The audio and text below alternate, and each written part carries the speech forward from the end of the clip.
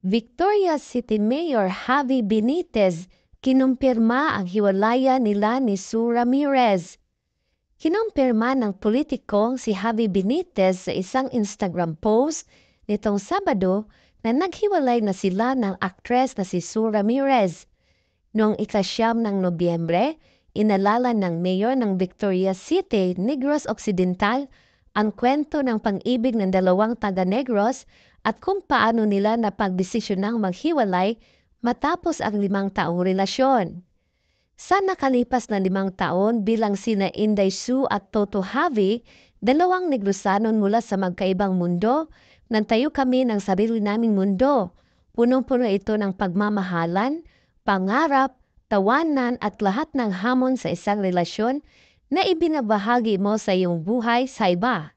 Walang ibang pwersa mula sa labas, tanging dalawang pusong natutong magsama. Ito ang isinulat ni Benitez. 4 na buwan na ang lumipas mula ng tahimik at magalang kaming naghiwalay, kinumpirma ng politiko. Nagpasalamat si Benitez sa mga alaala nilang magkasama at pinuri pa ang dating kasintahan na tinawag niyang isang magandang kaluluwa at hiyas sa mundo ng showbiz. Isang tunay na talento ang ipinakita sa akin na ang pang-ibig ay maaaring maging matindi at banayad. Aniya ni Benitez. Nagkakilala sina Sue at Javi noong 2020 sa set ng pelikulang Kid Alpha 1. Tinapos ni Benitez ang kanyang post sa pamamagitan ng pagbati ng kasiyahan para kay Sue sa kabila ng kanilang paghihiwalay. Nais ko para sa kanya ang kaligayahan at ang pang-ibig na nararapat sa kanya.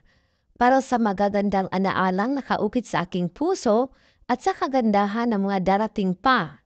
Sana'y patuloy siyang magbahagi ng kanyang talento sa marami pang tao at maantig ang mga puso gaya ng sa akin, pahayag ni Benitez. Nag-post ang politiko sa kanyang Instagram stories ilang araw matapos kumalat ang mga ulat na magkasama sina Sue at aktor na si Dominic Roque sa surfing destination na Siargao na tila nagkikis.